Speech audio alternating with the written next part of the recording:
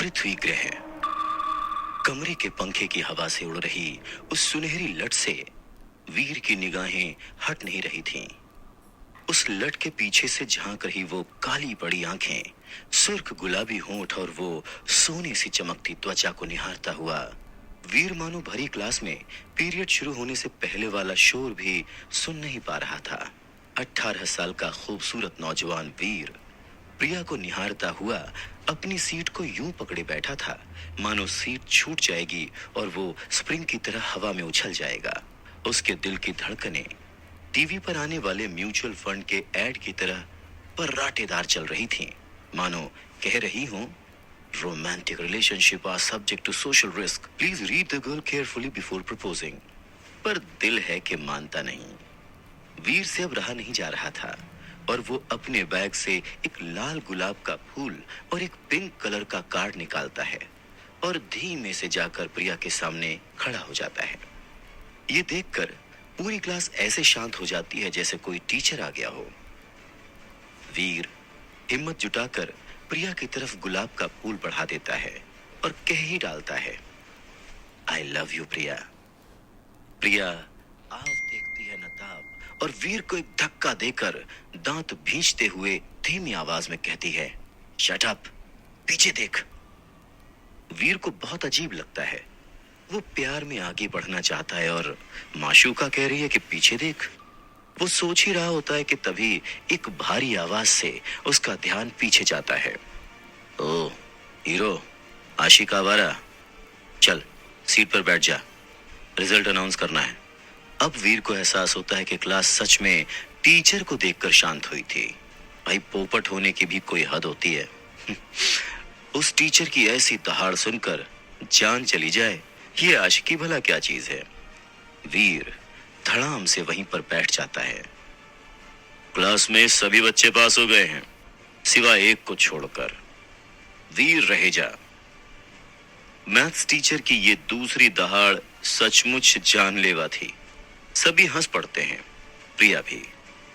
वीर के सपनों का जहाज उसके एम्बैरेसमेंट के समंदर में डूबता सा फील हो रहा था उसे क्या पता था कि जिंदगी के कागज पर वो किस्मत की कलम से जो लव लेटर लिखने वाला था उसे मैथ्स के इक्वेशन खराब कर देंगे। इस रिजल्ट के अनाउंसमेंट की इससे बुरी टाइमिंग और नहीं हो सकती थी। बेचारा वीर, उसे तो लग रहा था कि पूरी क्लास में प्रिया ही सबसे ज्यादा उस पर हंस रही थी। तभी मैथ्स टीचर आके बिल्कुल वीर के सिर पर खड़ा हो जाता है और एक पेपर उसके सामने पटक कर कहता है, कल मुझे इस परफॉर्मेंस रिपोर्ट पर तुम्हारे पेरेंट्स के साइन चाहिए, समझ गए? लंठ कहीं का। फिर एक ठहाका लगता है और उसमें फिर से सबसे तेज आवाज प्रिया की ही सुनाई देती है, लंठ कहीं का।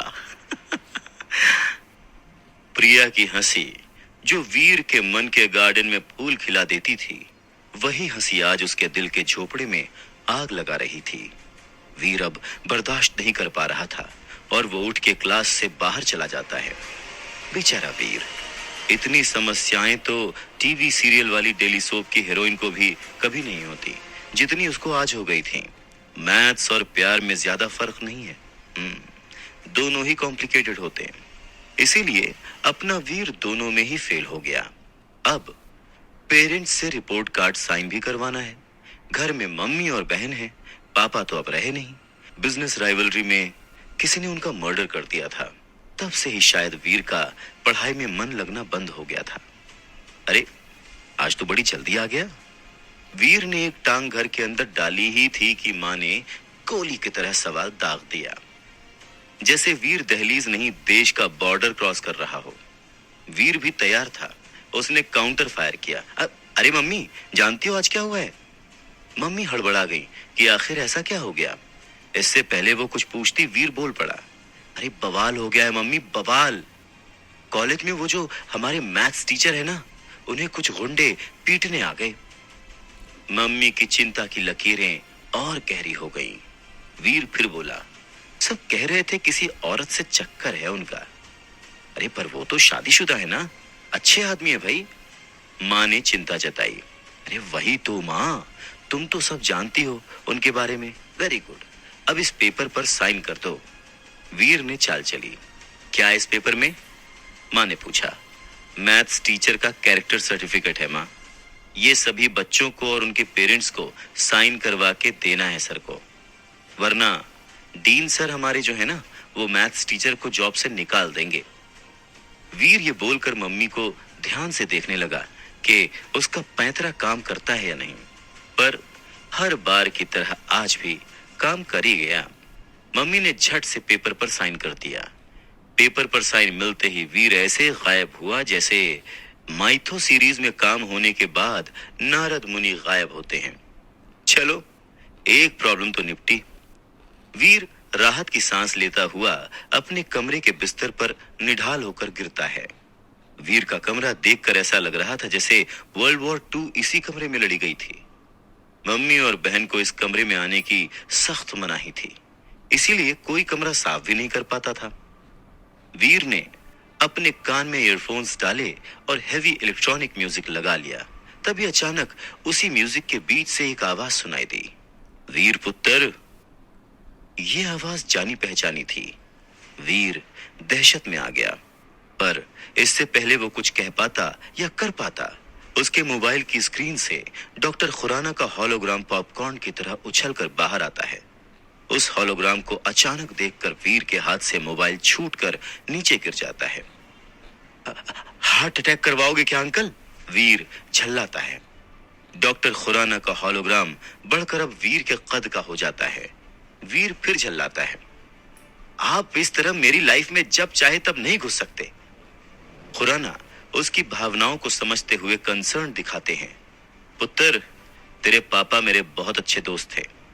उनकी वजह से आज मैं जिंदा हूं, इसीलिए दुख होता है उनके बेटे को मैथ्स में फेल होता देखकर। आपको कैसे पता? वीर हड़बड़ा जाता है। पुत्र, तुझे तो पता है मैं साइंटिस्ट हूं। कोई भी कंप्यूटर सिस्टम मेरी पहुंच से दूर नहीं है। तुम्हारी लाइफ में हो रही सभी चीजें पता है मुझे, और यही मेरी ड्यूटी है। शायद ऐसे ही मैं तुम्हारे पापा के एहसानों का बदला चुका सकूं। बेटा, मैं जेन्युइनली चाहता हूं कि मैं तुम्हारी कोई मदद कर सकूं। तुम चाहो तो मैं तुम्हें मैथ्स पढ़ा सकता हूं ताकि तुम फेल ना हो। डॉक्टर खुराना ने वीर को दिल की बात बताई, पर 18 साल के वीर के लिए इन बातों का कोई मतलब नहीं था। इस उम्र में ज्ञान नहीं, फ्रीडम चाहिए होती है। डॉक्टर खुराना फिर वीर को कहते हैं, बेटा, तुम्हारा पढ़ाई में मन नहीं लगता तो कोई बात नहीं, मैं तुम्हें अपनी लैब में जॉब भी दे सकता हूं। तुम चाहो तो अभी से पैसे कमा सकते हो। तुम्हें नई नई चीजें सीखने को मिलेंगी। बेटा, तुम्हें पता है हमारी धरती एकमात्र ऐसा ग्रह नहीं है जहां पर जीवन हो। सच में और भी कई ऐसे ग्रह हैं। वीर सोचता है कि वैसे ही मेरी ग्रह दशा खराब चल रही है और अंकल नए ग्रहों के बारे में सिखा रहे हैं। आखिर कैसे पीछा छुड़ाऊं मैं इस गले पड़ू अंकल से। अब वो समझ चुका है कि डॉक्टर खुराना से पीछा छुड़ाना इतना आसान नहीं था, इसीलिए उसने आसपास देखा और फिर अपना मोबाइल उठाकर पास रखे फिश बोल में डाल दिया। गुड़गुड़ करते मोबाइल के साथ डॉक्टर खुराना का हॉलोग्राम भी बंद हो गया। वीर ने अपने दोनों हाथों को ऐसे झटका जैसे कोई मुसीबत टल गई हो, पर आज फिर से वीर को मोबाइल टेबल लैंप के नीचे सुखाना पड़ेगा। दूसरे दिन दोस्तों की आवाज से वीर की नींद खुलती है और वीर को रियलाइज होता है कि वो आज फिर से कॉलेज के लिए लेट हो चुका है। फटाफट से तैयार होकर वो नीचे आता है। माँ रोज की तरह ब्रेकफास्ट लेकर खड़ी है, जो भागता हुआ वीर झट से उठाता है और आगे बढ़ जाता है। तभी मम्मी पीछे से आवाज देकर उसे रोकती हैं। वीर के पास ज्यादा समय नहीं है, पर वो रुकता है। बेटा, तुम्हारे पापा को गए हुए आज पूरा 1 साल हो गया है। माँ के मुंह से यह सुनकर वीर थोड़ा गंभीर हो जाता है। माँ आगे कहती है, मैं समझती हूं तुम अभी तक इस सदमे से बाहर नहीं निकले हो, पर बेटा पढ़ाई पर ध्यान नहीं दोगे तो तुम्हारी मुसीबतें और बढ़ सकती हैं। आखिर तुम्हें ही इस घर का सहारा बनना है बेटा। ये सब सुनकर वीर बहुत इरिटेट होता है, पर हाँ में सर हिला देता है।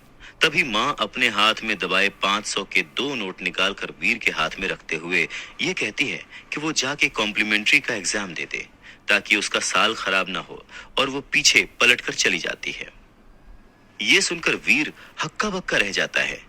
उसे एहसास हो गया था कि माँ को उसके फेल होने के बारे में पता चल चुका है। तब भी मम्मी ने इस बारे में कुछ नहीं कहा।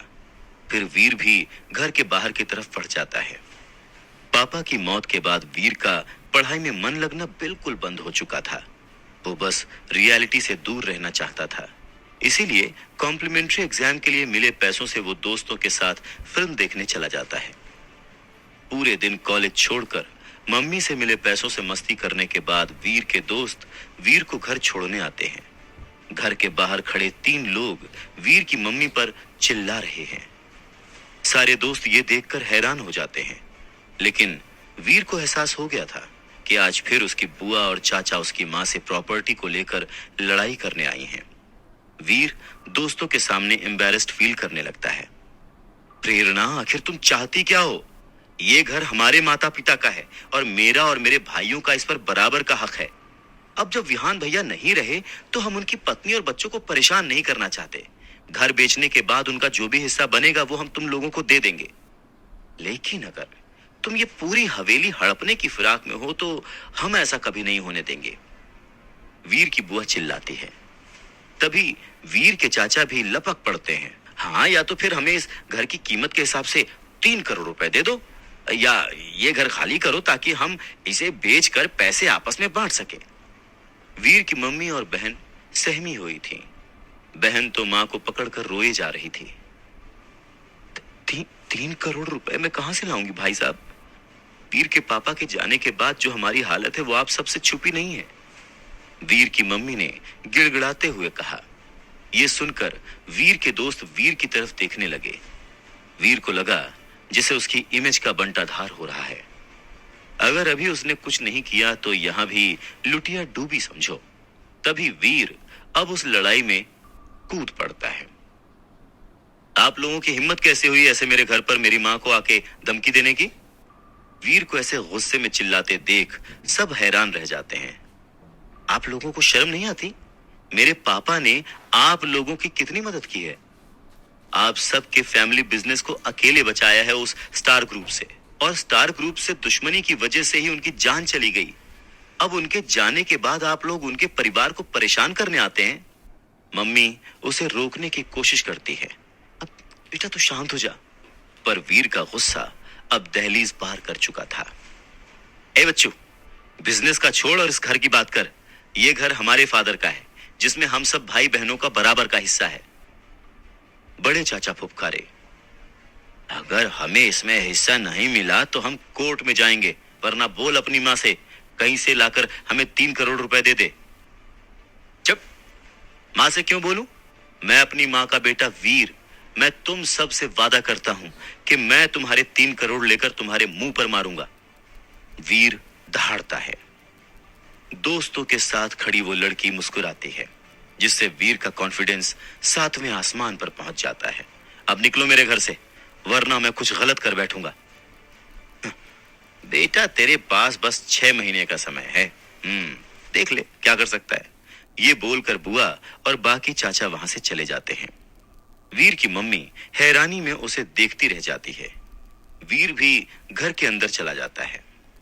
स्टाइल मारने के चक्कर में 3 करोड़ देने के बाद तो वीर बोल आया था, पर वो इतने पैसे लाएगा कहां से? उसने तो अपनी